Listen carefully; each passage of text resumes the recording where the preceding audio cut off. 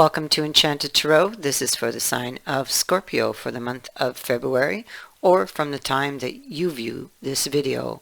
Please keep in mind it is a general reading, and so that means that it will not resonate with each and every one of you who are watching.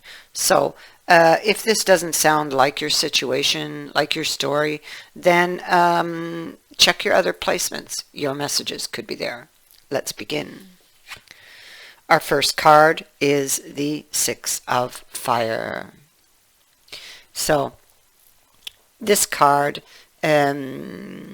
indicates that it's a time of healing through meditation, negotiation, or arbitration. It is a time when communication and diplomacy is required in order to end a conflict or to end a dispute. Okay, but however, now this is a blockage. Okay, there's a blockage here. It can represent as a blockage an unwillingness for someone to come to the discussion table and resolve a problem that is not only affecting you but those around you. It's like somebody would rather fight and win than to give an inch, you know. Compromise is not a word that's in their vocabulary. This could be you, this could be the other person.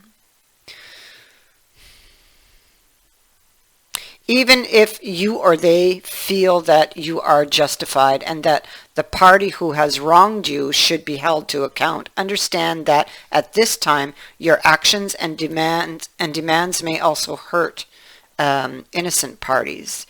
It is time to put the sword down and step away from the fight, not just for your own sake, if this is you, otherwise it's the other person, but for the benefit of those who are caught up in the war you are waging, whether the war is with another or there is an internal conflict you are waging within. Now is the time to end it. Try to accept that some things cannot be changed or resolved, and that sometimes the better person is the one who walks away. Here, a resolution is needed. It can be that somebody doesn't have all of the facts. There's two sides to every story, to every disagreement. It could be that somebody's holding a grudge, unwilling to listen.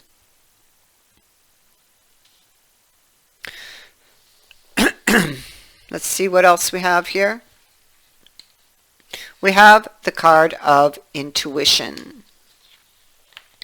And so, the intuition is a knowing or a gut feeling, okay, that you experience without fully understanding the logic or reason behind the feeling.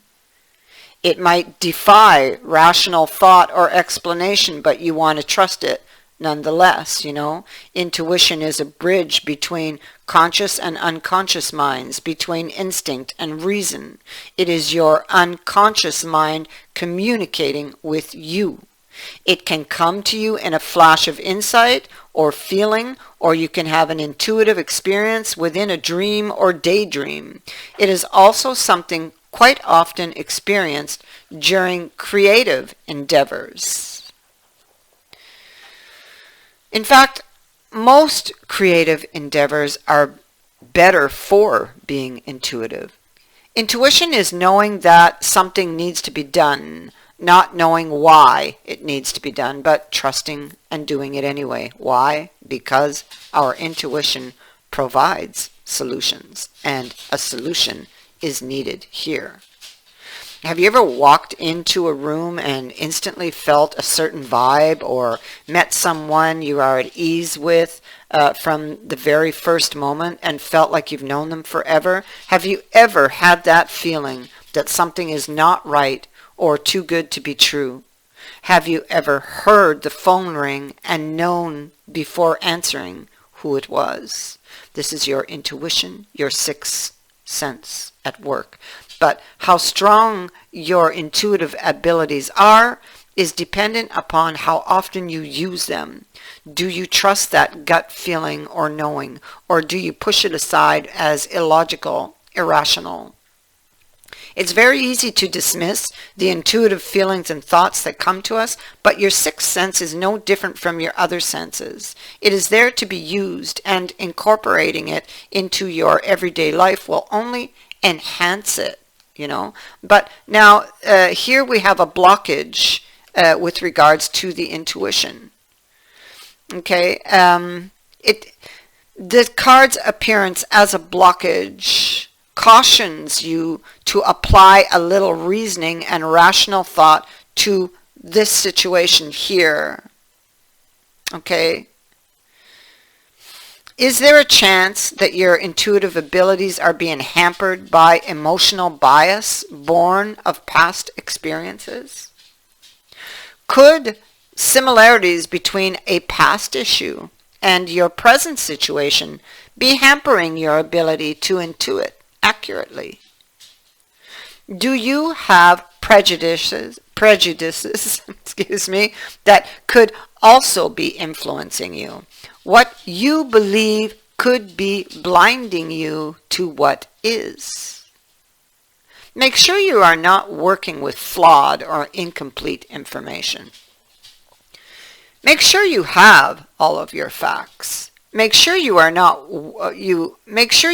following the same course of action you have in the past, especially if that course of action was one you later regretted, you know. If your knowledge is not sound or based in facts, you cannot be certain that your gut feeling is sound. Observe. Look at the situation and weigh up all the evidence at hand. It might also serve to reach out to a friend and ask their thoughts.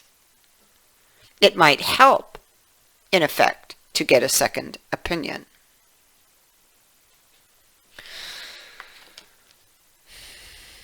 Your final message is the new moon in Scorpio, actually, and it is work through your fears. And so, with this card, it suggests a rebirth. Think of your situation as the phoenix that's rising from the ashes, as the birth, death, rebirth paradigm. That's what Scorpio energy is all about. Whatever you've been through, there's a new start ahead. It might be a little dark. It almost certainly will not be rainbows and unicorns, but it will be deep. And it will be transforming. This card suggests it is time to work your magic. Your relationship can deepen and become more intimate at this time. Scorpio is the sign that likes to go deep into body, mind, and spirit. So when this card comes up, there's nothing superficial about what is coming your way. If you've been holding a grudge, this card is saying it is time to let it go.